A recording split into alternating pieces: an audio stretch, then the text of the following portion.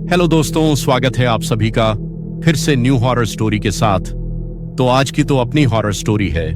वह है राजस्थान के एक बस ड्राइवर की, जिसका नाम है रामलाल के जीवन में एक ऐसी घटना घटी जिसे सुनने के बाद आपको भी डर का एहसास होने लगेगा। अगर आप हमारे चैनल पर न्यू हैं तो चैनल को सब्सक्राइब करें। हम आपके लिए डेली एक से बढ़कर एक हॉरर स्टोरी लाते हैं। तो चलिए जल्दी से स्टोरी को स्टार्ट करते हैं बिना किसी टाइम वेस्ट के। रामलाल का बचपन बहुत ही साधारण लेकिन संघर्षपूर्ण था। वह राजस्थान के एक छोटे से गांव में पैदा हुआ था, जहां ज्यादातर लोग खेतीबाड़ी या छोटे मोटे काम करते थे। परिवार की आर्थिक स्थिति बहुत अच्छी नहीं थी, लेकिन रामलाल ने कभी भी इस बात को अपनी शिक्षा और अपने सपनों के रास्ते में रुकावट बनने नहीं दिया। रामलाल का बचपन गांव के बाकी बच्चों की तरह ही बीता। वह साधारण कपड़े पहनता, मिट्टी में खेलता और गांव के छोटे छोटे तालाबों और खेतों में अपने दोस्तों के साथ समय बिताता। लेकिन बचपन से ही उसमें एक खास बात थी, उसका आत्मविश्वास और दूसरों की मदद करने की आदत। जब भी किसी को मदद की जरूरत होती, रामलाल सबसे पहले पहुंचता। चाहे किसी के घर का काम हो या खेतों में कोई काम, वह हमेशा मदद के लिए आगे रहता। उसके पिता एक छोटे किसान थे और मां घर संभालती थी। रामलाल अपने माता पिता का बहुत आदर करता था और घर के कामों में उनकी मदद करता था। आर्थिक तंगी के बावजूद उसके माता पिता ने उसे शिक्षा दिलाने की कोशिश की। वह पास के ही सरकारी स्कूल में पढ़ने जाता, जहां उसे पढ़ाई के साथ साथ जीवन के बड़े सबक भी मिले। जैसे जैसे रामलाल बड़ा हुआ, उसकी जिम्मेदारियां भी बढ़ने लगीं। स्कूल के बाद वह अपने पिता के साथ खेतों में काम करता। वह पढ़ाई और काम दोनों को अच्छे से संभालता, लेकिन उसे पता था कि खेती से उसका जीवन संवारना आसान नहीं होगा। उसे हमेशा से एक सपना था, गांव की सीमाओं से बाहर जाकर कुछ बड़ा करने का। उसके स्कूल के अध्यापक ने उसकी मेहनत और ईमानदारी को देखकर उसे सलाह दी कि अगर वह पढ़ाई में ध्यान दे और कुछ विशेष कौशल सीखे तो वह एक बेहतर जीवन बना सकता है। इस प्रेरणा के साथ रामलाल ने 10वीं तक की पढ़ाई पूरी की और उसके बाद उसने कुछ ऐसा करने का सोचा जिससे वह अपने गांव और परिवार के लिए कुछ कर सके। रामलाल को हमेशा से गाड़ियों का शौक था। बचपन में जब भी वह बस या ट्रक को देखता, उसकी आंखों में चमक आ जाती। उसे बसों की विशालता और उनके सफर से लगाव था। वह जब भी गांव से बाहर जाता और बड़ी सड़कों पर बसें देखता, तो उसकी आंखों में एक सपना जागता कि एक दिन वह भी बस ड्राइवर बनेगा और लोगों को दूर दूर तक ले जाएगा। जब उसने स्कूल खत्म किया तो उसके पास ज्यादा विकल्प नहीं थे। पढ़ाई में आर्थिक तंगी के चलते आगे बढ़ना मुश्किल था, लेकिन उसने तय कर लिया था कि वह बस ड्राइवर बनेगा। उसने अपने गांव से दूर एक शहर में जाकर ड्राइविंग स्कूल में नामांकन लिया। उसके माता पिता ने उसके इस फैसले में उसका साथ दिया। हालांकि उन्हें लगा था कि ड्राइवर बनना मुश्किल और खतरनाक हो सकता है। रामलाल ने शहर जाकर कुछ महीनों तक ड्राइविंग की ट्रेनिंग ली। शुरुआत में उसे सड़कों और यातायात के नियमों को समझने में कठिनाई हुई, लेकिन उसने हर चुनौती को साहस के साथ लिया। उसकी मेहनत और ईमानदारी की वजह से ट्रेनिंग सेंटर के अधिकारी भी उसे पसंद करने लगे। उसने अपने प्रशिक्षकों से जितना हो सके ड्राइविंग के गुर सीखे। कुछ महीनों बाद उसे एक छोटी प्राइवेट बस कंपनी में नौकरी मिल गई। यह उसकी पहली नौकरी थी और उसे रोज कई गांवों और शहरों के बीच बस चलानी पड़ती थी। शुरुआत में वह घबराया हुआ था, लेकिन धीरे धीरे उसने बस को बेहतरीन तरीके से चलाना सीख लिया। उसकी ड्राइविंग में एक खासियत थी, वह कभी भी लापरवाही नहीं करता था और यात्रियों की सुरक्षा का पूरा ध्यान रखता था। यात्रियों को उसके साथ सफर करने में सुरक्षा और भरोसे का एहसास होता था। धीरे धीरे रामलाल का नाम चारों तरफ फैलने लगा। वह न केवल एक अच्छे ड्राइवर के रूप में जाना जाने लगा, बल्कि उसकी ईमानदारी और मेहनत की भी तारीफ होने लगी। उसने यह भी ठान लिया था कि वह अपने गांव के विकास में योगदान देगा। वह अपनी कमाई का एक हिस्सा गांव के बच्चों की शिक्षा और लोगों की मदद के लिए देता था। रामलाल अब सिर्फ एक बस ड्राइवर नहीं, बल्कि गांव के लिए प्रेरणा बन चुका था। गांव के लोग उसकी ईमानदारी और सेवा भाव के कारण उसे बहुत सम्मान देते थे। हर बार जब उसकी बस गांव में प्रवेश करती, लोग उसे देख मुस्कुराते और उसका स्वागत करते। रामलाल की कहानी बस ड्राइवर बनने तक ही सीमित नहीं रही। उसकी यह यात्रा उसे आगे एक नायक के रूप में बदलने वाली थी, जब उसने अपने गांव और यात्रियों की जान बचाने के लिए एक कठिन निर्णय लिया। उसकी ईमानदारी, साहस और लोगों की मदद करने की आदत ने उसे न सिर्फ एक अच्छा बस ड्राइवर बल्कि एक महान इंसान भी बना दिया। रामलाल का सफर प्रेरणा से भरा था। वह एक साधारण किसान के बेटे से एक जिम्मेदार और साहसी बस ड्राइवर बना, जिसने न केवल अपना जीवन संवारा बल्कि अपने गांव और समाज के लिए भी मिसाल कायम की। राजस्थान के एक छोटे से गांव में एक बस ड्राइवर रहता था जिसका नाम था रामलाल। रामलाल हमेशा रात के अंधेरे में बस चलाने के लिए जाना जाता था।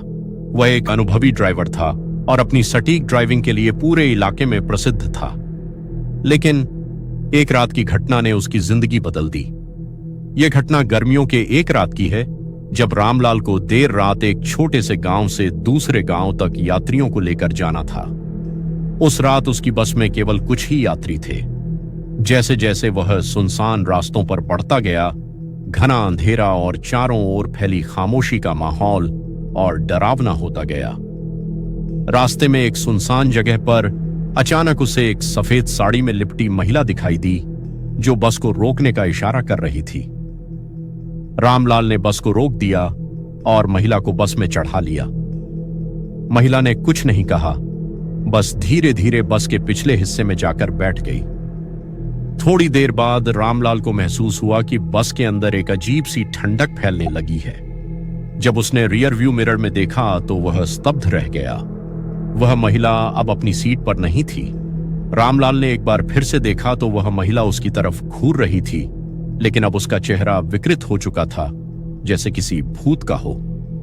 उसकी आंखें लाल हो चुकी थीं और उसके होंठों पर एक डरावनी मुस्कान थी। रामलाल की सांसें अटक गईं। उसने पूरी ताकत से बस की स्पीड बढ़ा दी। जैसे ही वह गांव के पास पहुंचा, वह महिला अचानक गायब हो गई। अगले दिन गांव के बुजुर्गों ने बताया कि कई साल पहले उसी जगह एक महिला की बस दुर्घटना में मौत हो गई थी। तब से वह आत्मा अक्सर उस सुनसान रास्ते पर दिखाई देती है और जो कोई भी उसे अपनी बस में चढ़ाता है, उसे भयानक अनुभवों का सामना करना पड़ता है। उस घटना के बाद से रामलाल ने कभी रात में बस नहीं चलाई। यह कहानी राजस्थान के उस इलाके में आज भी चर्चा का विषय है और लोग उस डरावनी रात के बारे में सुनते ही सिहर जाते हैं। उस खौफनाक रात के बाद रामलाल ने बस चलाना बंद कर दिया और गांव में एक साधारण जीवन बिताने लगा। लेकिन घटना ने उसे पूरी तरह से विचलित कर दिया था। वह अक्सर उस भूतिया महिला के बारे में सोचता रहता और उसके चेहरे की विकृत छवि उसकी आंखों के सामने घूमती रहती थी। रामलाल ने गांव के पंडित से बात की और उनसे मदद मांगी। पंडित ने कहा कि उस रास्ते पर किसी आत्मा का वास है और उसे मुक्ति दिलाने के लिए एक विशेष पूजा करनी होगी। रामलाल ने पंडित की सलाह मानकर पूजा का आयोजन किया। पूजा के दौरान पंडित ने बताया कि वह आत्मा एक निर्दोष महिला की है जो एक दुर्घटना का शिकार हुई थी और उसकी आत्मा अब तक शांति नहीं पा सकी है। पंडित ने कहा कि रामलाल को उस जगह पर जाकर उस आत्मा से माफी मांगनी होगी और उसे शांति के लिए प्रार्थना करनी होगी। हालांकि रामलाल इस विचार से डर गया था, लेकिन उसने हिम्मत जुटाई और पंडित के साथ उसी सुनसान जगह पर वापस गया जहां उसने उस महिला को देखा था। जैसे ही वे वहां पहुंचे, माहौल भारी और डरावना हो गया। पंडित ने मंत्र पढ़ना शुरू किया और रामलाल ने अपनी आंखें बंद कर प्रार्थना की। अचानक तेज हवा चलने लगी और उसी महिला की छाया फिर से दिखाई दी, लेकिन इस बार उसका चेहरा उतना डरावना नहीं था, बल्कि दुख और उदासी से भरा हुआ था। महिला की आत्मा ने रामलाल को देखा और धीरे धीरे उसकी आंखों में एक शांत भाव आ गया। पंडित के मंत्रों के प्रभाव से वह आत्मा धीरे धीरे गायब हो गई और एक गहरी शांति उस जगह पर फैल गई। पंडित ने कहा कि अब आत्मा को शांति मिल चुकी है और वह फिर से किसी को परेशान नहीं करेगी। उस दिन के बाद से उस रास्ते पर कोई अजीब घटना नहीं घटी और रामलाल के मन से भी डर निकल गया। रामलाल ने फिर कभी बस नहीं चलाई, लेकिन अब वह सुकून से अपने जीवन का आनंद लेने लगा, यह जानते हुए कि उसने एक भटकती आत्मा को शांति दिलाने में मदद की थी। गांव के लोग भी रामलाल की इस बहादुरी की कहानी सुनकर उसे सम्मान की नजर से देखने लगे। इस तरह रामलाल की जिंदगी फिर से सामान्य हो गई, लेकिन उस एक रात की घटना ने हमेशा के लिए उसकी सोच और जीवन को बदल दिया। रामलाल को भले ही उस महिला की आत्मा से मुक्ति मिल गई थी, लेकिन उसके मन में हमेशा एक अनजाना भय और उत्सुकता बनी रही। उसे बार बार ऐसा लगता कि कुछ अभी भी बाकी है, कुछ ऐसा जिसे उसने अनदेखा कर दिया था।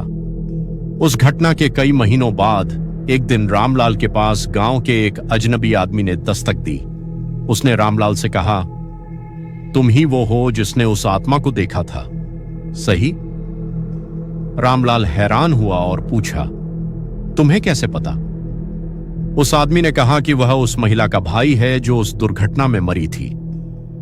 उसने बताया कि उसकी बहन की मौत सिर्फ एक दुर्घटना नहीं थी, बल्कि किसी ने उसकी हत्या की थी। आत्मा इसलिए भटक रही थी क्योंकि उसकी मौत का बदला नहीं लिया गया, वह आदमी बोला। रामलाल की आंखों में डर और आश्चर्य की झलक थी। उसने कभी सोचा भी नहीं था कि इस घटना के पीछे एक और गहरी सच्चाई छिपी हुई होगी। अब रामलाल को एहसास हुआ कि वह महिला पूरी तरह से मुक्त नहीं हुई थी, उसे न्याय की जरूरत थी। रामलाल और वह आदमी अब इस सच्चाई को उजागर करने के लिए तैयार थे। उन्होंने गांव के पुराने लोगों से बात की और उस दुर्घटना के बारे में और जानकारी इकट्ठा करनी शुरू की। धीरे धीरे सच्चाई सामने आई। वह महिला, जिसका नाम सुमन था, किसी संपत्ति विवाद का शिकार हुई थी। कुछ प्रभावशाली लोगों ने उसकी हत्या कर दी थी और इसे एक दुर्घटना का रूप दे दिया था। रामलाल और सुमन के भाई ने मिलकर उन अपराधियों के खिलाफ सबूत जुटाए और पुलिस में रिपोर्ट दर्ज करवाई। बहुत दिनों की कानूनी लड़ाई के बाद अपराधियों को आखिरकार सजा मिली। जब सुमन के हत्यारों को सजा दी गई तो रामलाल ने एक रात सपना देखा। सपने में वही महिला फिर से उसके सामने आई, लेकिन इस बार उसका चेहरा शांत और मुस्कुराहट से भरा था। उसने रामलाल को धन्यवाद कहा और फिर धीरे धीरे गायब हो गई। रामलाल समझ गया कि अब सुमन की आत्मा को पूर्ण शांति मिल चुकी है। वह सुकून की सांस लेते हुए जान गया कि उसने सही काम किया है।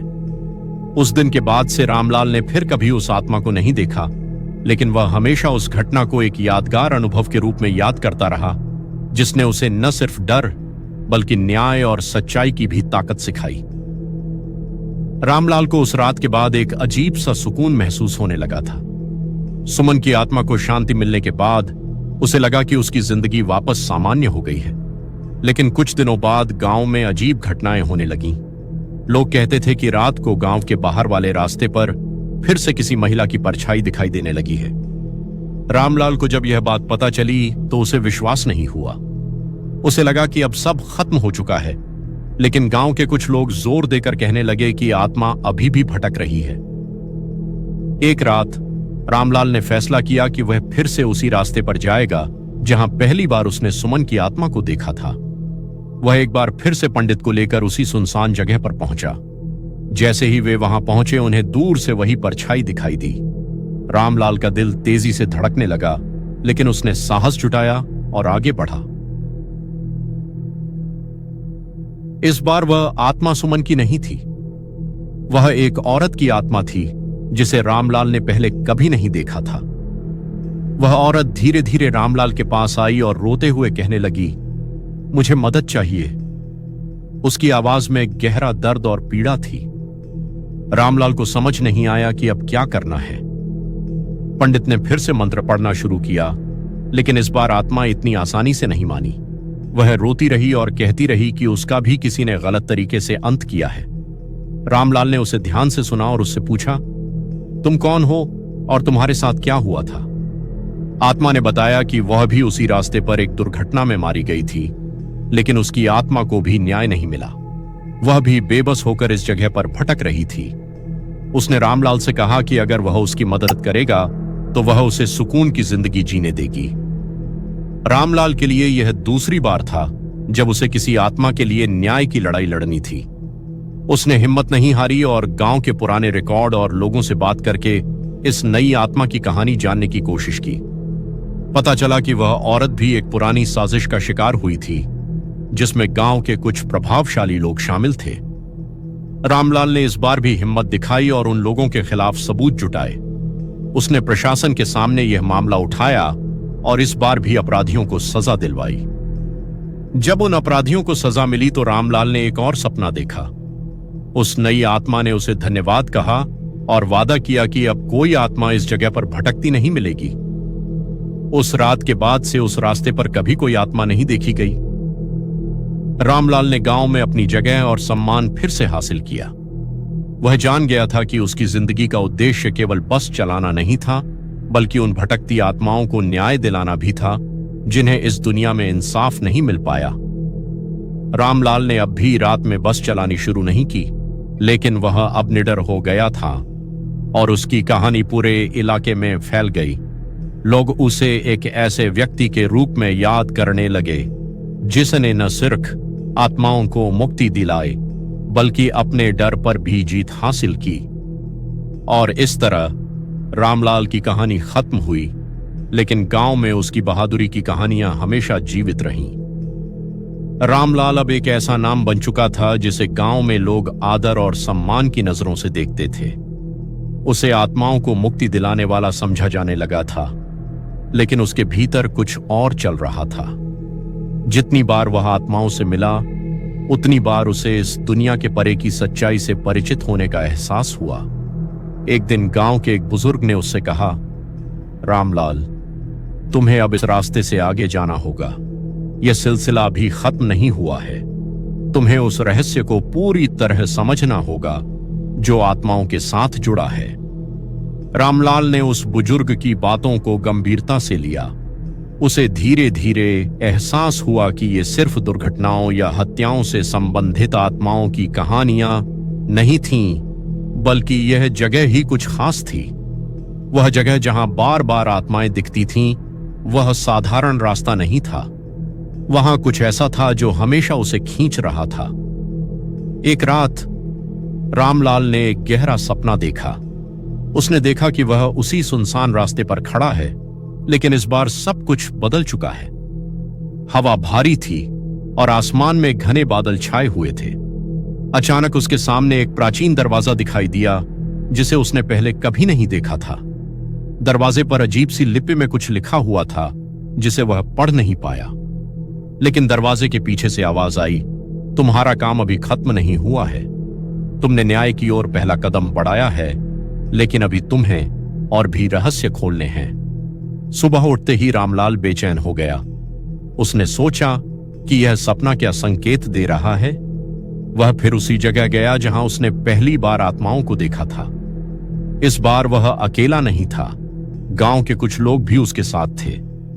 जैसे ही वह उस जगह पहुंचा, उसे वही सपना याद आया और उसने आसपास के इलाकों को ध्यान से देखना शुरू किया।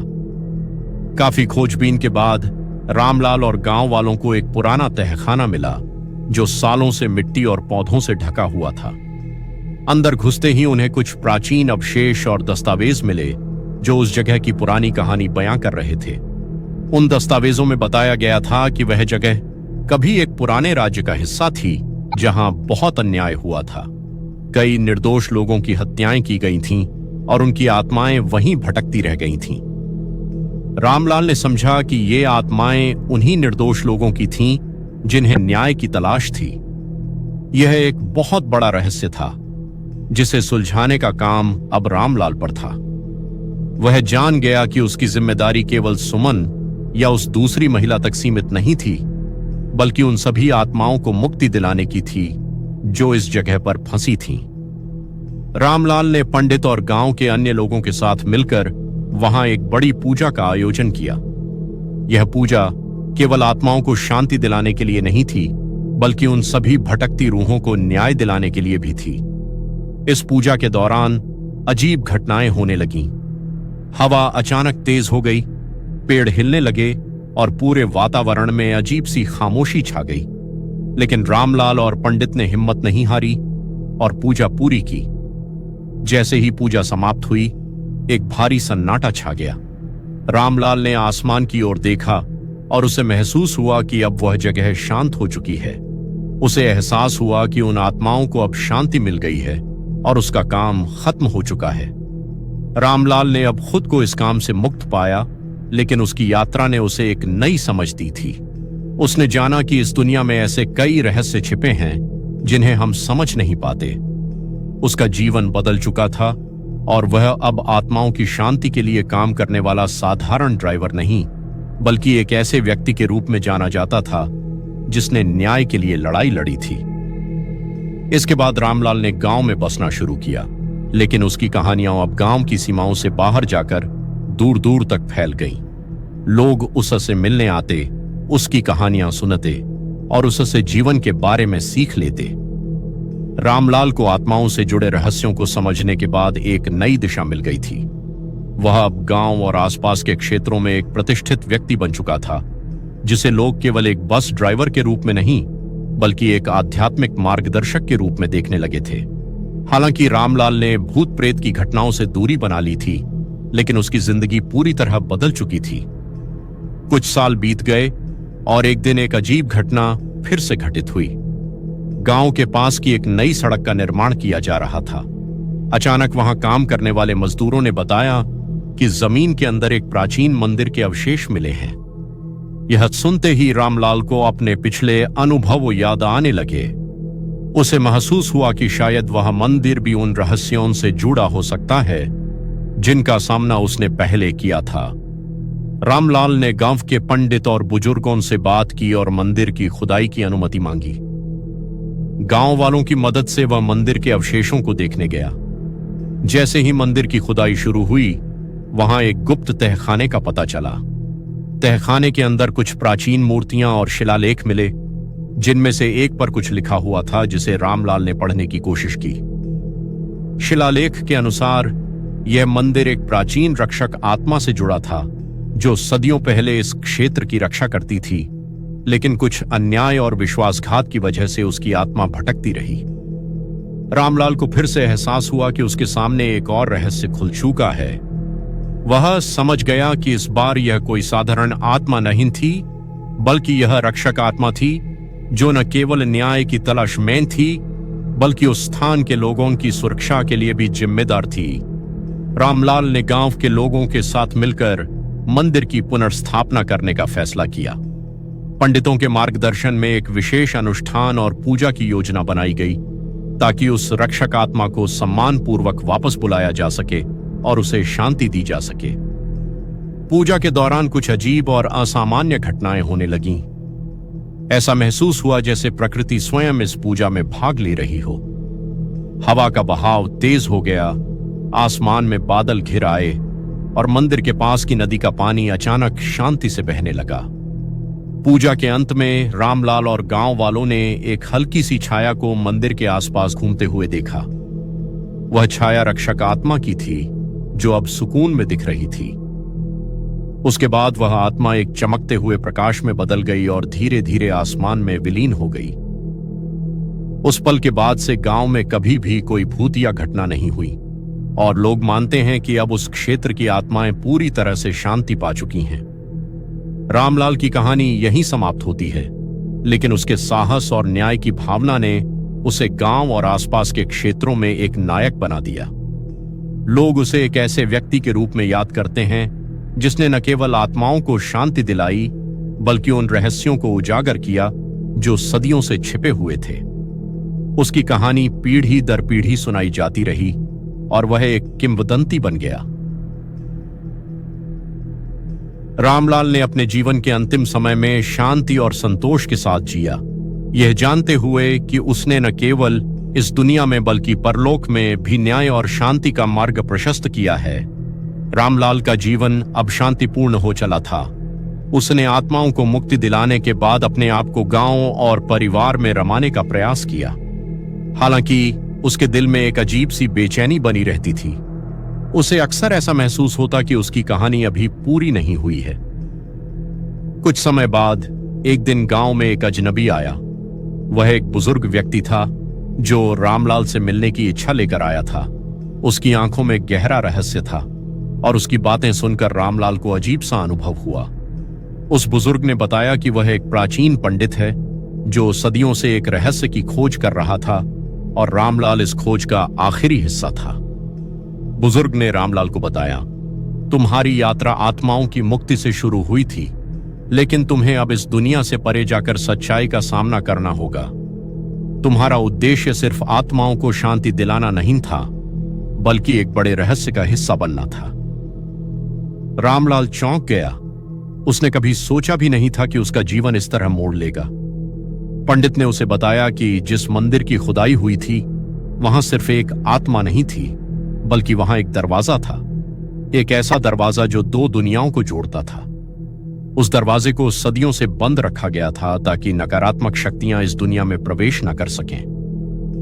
अब यह दरवाजा फिर से खुलने वाला था और अगर इसे बंद नहीं किया गया तो दुनिया पर एक बड़ी आपदा आ सकती थी।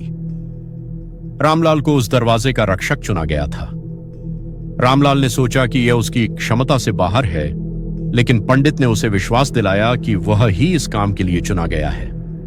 उस रात रामलाल ने गांव के पंडितों के साथ मिलकर एक विशेष अनुष्ठान किया। यह अनुष्ठान दरवाजे को बंद करने और नकारात्मक शक्तियों को रोकने के लिए था। पूजा के दौरान रामलाल को अपने चारों ओर एक अजीब सी शक्ति महसूस हुई। ऐसा लग रहा था जैसे वह दो दुनियाओं के बीच खड़ा हो। उसकी आंखों के सामने अचानक वही पुराना दरवाजा दिखाई दिया जो उसने अपने सपने में देखा था। दरवाजे से काले धुएं की लहरें निकल रही थीं, जो नकारात्मक शक्तियों का प्रतीक थीं। रामलाल ने हिम्मत जुटाई और दरवाजे के पास गया। उसके हाथ में एक पुरानी तांबे की चाबी थी जो उसे पंडित ने दी थी। उसने उस चाबी से दरवाजे को बंद करने की कोशिश की, लेकिन दरवाजा भारी था और खुला जा रहा था। तभी रामलाल ने महसूस किया कि उसे अपनी पूरी आत्मा की शक्ति इस दरवाजे को बंद करने में लगानी होगी। उसने अपनी आंखें बंद कीं, मन को शांत किया और अपनी पूरी ऊर्जा दरवाजे को बंद करने में केंद्रित कर दी। कुछ ही पलों में दरवाजा धीरे धीरे बंद होने लगा और आखिरकार पूरी तरह से बंद हो गया। नकारात्मक ऊर्जा का प्रभाव खत्म हो गया और चारों ओर शांति छा गई। उसके बाद पंडित ने रामलाल को बताया कि अब उसकी यात्रा समाप्त हो चुकी है। उसने अपने जीवन का सबसे महत्वपूर्ण काम पूरा कर लिया था, दो दुनियाओं के बीच संतुलन बनाए रखना। रामलाल ने अपनी शांति और सुकून महसूस किया। वह अब जानता था कि उसकी जिंदगी का उद्देश्य सिर्फ आत्माओं को मुक्त करना नहीं था, बल्कि वह एक बड़े कर्तव्य का हिस्सा था। उसने गांव में अपनी बची हुई जिंदगी सादगी और शांति से बिताई। उसके जाने के बाद गांव में कोई भी अजीब घटनाएं नहीं हुई और लोग उसकी कहानियां सुनते हुए उसे एक महान आत्मा के रूप में याद करते रहे। रामलाल का नाम अब केवल एक बस ड्राइवर के रूप में नहीं, बल्कि एक ऐसे व्यक्ति के रूप में जाना जाता था जिसने दो दुनियाओं के बीच संतुलन बनाए रखा और अपनी जिंदगी से न्याय और शांति की विरासत छोड़ी। रामलाल के जीवन में शांति आने के बाद गांव में सब कुछ सामान्य हो गया था। लोगों ने रामलाल की बहादुरी की कहानियां सुनाई और वह एक किंवदंती बन चुका था। लेकिन समय बीतने के साथ एक नई चुनौती का सामना होने वाला था जिसके बारे में किसी ने सोचा भी नहीं था। एक रात जब पूरा गांव सो रहा था, आसमान में बिजली कड़कने लगी और अचानक गांव के पास के जंगल से अजीब सी आवाजें आने लगीं। लोग डर के मारे अपने घरों में छिप गए। अगली सुबह गांव के कुछ बच्चे जंगल में खेलने गए, लेकिन उनमें से एक वापस नहीं लौटा। पूरे गांव में हड़कंप मच गया और लोग डरने लगे कि शायद कोई पुरानी बुरी शक्ति वापस आ गई है। गांव वालों ने तुरंत रामलाल के पास जाकर मदद मांगी, लेकिन रामलाल अब बूढ़ा हो चुका था और अपनी बढ़ती उम्र के कारण ज्यादा कुछ करने की स्थिति में नहीं था। फिर भी उसने सोचा कि यह उसके लिए एक और परीक्षा हो सकती है। वह जानता था कि जो शक्ति उसने पहले दरवाजे के पास महसूस की थी, वह पूरी तरह से खत्म नहीं हुई थी। रामलाल ने गांव के कुछ युवाओं को इकट्ठा किया और उन्हें साहस दिलाया। वह उनके साथ जंगल में गया जहां से आवाजें आ रही थीं। जैसे ही वे जंगल में पहुंचे, उन्होंने देखा कि वहां एक पुराना टूटा हुआ मंदिर था जिसे किसी ने सालों से नहीं देखा था। मंदिर के चारों ओर पेड़ों की शाखाएं घुमावदार थीं, जैसे कि वे किसी शक्ति से खींची जा रही हों। रामलाल और युवाओं ने हिम्मत करके मंदिर के अंदर प्रवेश किया। मंदिर के भीतर एक अजीब सी मूर्ति थी जो किसी प्राचीन देवी या शक्ति की प्रतीत होती थी। रामलाल ने महसूस किया कि यह जगह उसी दरवाजे से जुड़ी हो सकती है जिसे उसने पहले बंद किया था। मंदिर की ऊर्जा अजीब थी, मानो वहां कोई छिपी हुई शक्ति थी जो जागने की कोशिश कर रही थी। अचानक मंदिर के अंदर जमीन हिलने लगी और एक गहरा गड्ढा खुल गया। उस गड्ढे से काले धुएं की एक लहर उठी और उसमें से वही आवाजें आने लगीं जो गांव में सुनी गई थीं। रामलाल ने समझा कि यह वही पुरानी बुरी शक्ति थी जिसे उसने पहले दरवाजे के पीछे कैद किया था, लेकिन इस बार यह और भी शक्तिशाली हो गई थी। रामलाल ने युवाओं से कहा कि वे पीछे हट जाएं और खुद अकेला उस गड्ढे के पास पहुंचा। उसने अपने अंदर से एक नई शक्ति महसूस की। उसे महसूस हुआ कि उसका जीवन केवल इस बुराई से लड़ने के लिए ही था। वह जानता था कि यह उसकी अंतिम परीक्षा होगी। रामलाल ने फिर से वही तांबे की चाबी निकाली जिसे उसने पहले इस्तेमाल किया था, लेकिन इस बार उसे अपनी पूरी आत्मा की शक्ति का उपयोग करना पड़ा। उसने चाबी गड्ढे में डाली और जोर से मंत्र पढ़ना शुरू किया। धीरे धीरे काले धुएं की लहरें गायब होने लगीं और गड्ढा बंद होने लगा। लेकिन इस बार कुछ अलग हुआ। जैसे ही गड्ढा बंद हो रहा था, रामलाल ने देखा कि उसकी आत्मा उस काले धुएं के साथ घुलने लगी। वह जानता था कि इस बुराई को हमेशा के लिए समाप्त करने के लिए उसे अपनी जान की कुर्बानी देनी होगी। रामलाल ने हिम्मत के साथ गड्ढे के ऊपर खड़ा होकर अपनी पूरी शक्ति लगा दी। आखिरी पल में गड्ढा पूरी तरह से बंद हो गया और रामलाल की आत्मा वहां समा गई। गांव वाले जब मंदिर के बाहर खड़े थे तो अचानक सब कुछ शांत हो गया। जंगल फिर से सामान्य हो गया और आसमान में उजाला फैल गया। लेकिन रामलाल कभी वापस नहीं आया।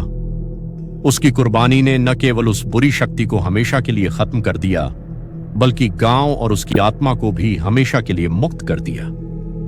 रामलाल की कुर्बानी के बाद गांव में एक गहरा सन्नाटा छा गया। लोग उसकी बहादुरी और बलिदान को याद करते रहे और उसे श्रद्धांजलि देने के लिए मंदिर के पास एक स्मारक बनाने का फैसला किया। लेकिन गांव वाले जानते थे कि रामलाल की आत्मा अब उस बुराई से मुक्त हो चुकी है जिसने उनके जीवन में आतंक फैला रखा था। कुछ समय बीतने के बाद गांव में अजीब घटनाएं होने लगीं। रात को लोग अचानक जागने लगे और उन्हें रामलाल की आवाज सुनाई देने लगी। कुछ ने बताया कि उन्होंने उसे मंदिर के पास सफेद रोशनी में देखा। लोग अब मानने लगे थे कि रामलाल की आत्मा अभी भी गांव की रक्षा कर रही है। गांव में एक नई पीढ़ी उभरने लगी और बच्चों ने रामलाल की कहानियों को सुनकर अपने दिल में उसे एक नायक के रूप में देखा। एक दिन एक युवा लड़के, जिसे रामू कहा जाता था, ने तय किया कि वह रामलाल की तरह साहसी बनेगा। उसने रामलाल के स्मारक के पास बैठकर प्रार्थना की कि वह भी उस तरह की बहादुरी दिखा सके। रामू ने एक सपना देखा जिसमें रामलाल की आत्मा उसे दिखी। उसने कहा, तुम्हारी यात्रा अभी शुरू हुई है, तुम्हें भी आत्माओं की रक्षा करनी होगी। रामू ने ठान लिया कि वह रामलाल की विरासत को आगे बढ़ाएगा। वह गांव वालों के साथ मिलकर एक समूह बनाने लगा जिसमें युवा और बुजुर्ग सभी शामिल हुए। उन्होंने मिलकर एक समाज बनाया जिसका उद्देश्य था गांव और आसपास की भूमि की रक्षा करना। उन्होंने जंगलों में साफ सफाई की, पुराने मंदिरों की मरम्मत की और गांव में सांस्कृतिक कार्यक्रम आयोजित किए। लेकिन एक रात जब सब लोग सो रहे थे, रामू को फिर से अजीब आवाजें सुनाई दी। उसने फिर से जंगल की ओर जाने का फैसला किया, जहां से पहले काले धुएं का सामना हुआ था। इस बार वह अकेला नहीं गया, बल्कि अपने दोस्तों को भी साथ ले गया। जंगल में प्रवेश करते ही उन्हें वही पुराना मंदिर मिला, लेकिन इस बार वहां कुछ और था। उन्होंने देखा कि वहां एक नया गड्ढा खुला था और इससे काले धुएं का एक बड़ा बादल निकल रहा था। रामू ने अपने दोस्तों से कहा, वह वही शक्ति है जिसे रामलाल ने पहले बंद किया था, हमें इसे रोकना होगा। रामू और उसके दोस्तों ने मिलकर एक योजना बनाई। उन्होंने उस गड्ढे को बंद करने के लिए पंडितों से सहायता मांगी। सभी मिलकर एक अनुष्ठान करने लगे। रामू ने अपने भीतर की शक्ति को महसूस किया और उसे यकीन था कि रामलाल की आत्मा उनके साथ है। जैसे ही वे अनुष्ठान कर रहे थे, गड्ढे से फिर से काले धुएं का विस्फोट हुआ। रामू ने हिम्मत नहीं हारी और अपनी पूरी ताकत से कहा, हम इस बुराई को फिर से रोक देंगे। उसके दोस्तों ने उसका साथ दिया और सभी ने एकजुट होकर उस गड्ढे को बंद करने का प्रयास किया। अचानक वही सफेद रोशनी प्रकट हुई जो पहले रामलाल के समय में दिखाई दी थी। रामलाल की आत्मा ने उनकी सहायता की और काले धुएं को धीरे धीरे नियंत्रित करने लगी। रामू ने देखा कि वह सफेद रोशनी धीरे धीरे काले धुएं को खत्म कर रही है। रामू ने समझा कि यह केवल उसकी मेहनत नहीं, बल्कि रामलाल की आत्मा का बलिदान भी था। अंततः सब मिलकर गड्ढे को बंद करने में सफल हुए। जैसे ही गड्ढा बंद हुआ, गांव में फिर से शांति छा गई। गांव वाले रामू और उसके दोस्तों की बहादुरी को देखकर गर्व महसूस करने लगे। उन्होंने एक नई परंपरा शुरू की, हर साल रामलाल की याद में एक उत्सव मनाने का। यह उत्सव न केवल रामलाल की कुर्बानी को याद करता था, बल्कि यह भी दिखाता था कि बुराई को हराने के लिए एकजुटता कितनी महत्वपूर्ण होती है। रामलाल की आत्मा अब न केवल गांव की रक्षा कर रही थी, बल्कि नई पीढ़ी को भी प्रेरित कर रही थी। रामू ने रामलाल की विरासत को आगे बढ़ाते हुए यह साबित कर दिया कि साहस और एकता से किसी भी बुराई का सामना किया जा सकता है। रामलाल की याद में आयोजित उत्सव ने गांव में नई ऊर्जा और उत्साह भर दिया। हर साल गांव वाले एकत्र होते और रामलाल की बहादुरी की कहानियां सुनाते। रामू, जो अब गांव का युवा नेता बन चुका था, ने रामलाल की शिक्षाओं को आगे बढ़ाने का संकल्प लिया। लेकिन एक साल तो दोस्तों, आज की स्टोरी आपको कैसी लगी हमें कमेंट बॉक्स में जरूर बताना, और अगर आपके साथ भी ऐसी कोई घटना हुई है तो आप हमें भेज सकते हैं। हम आपकी घटना को भी अपनी वीडियो में लेंगे। तो जल्दी से हम मिलते हैं नेक्स्ट वीडियो में। तब तक के लिए बाय बाय।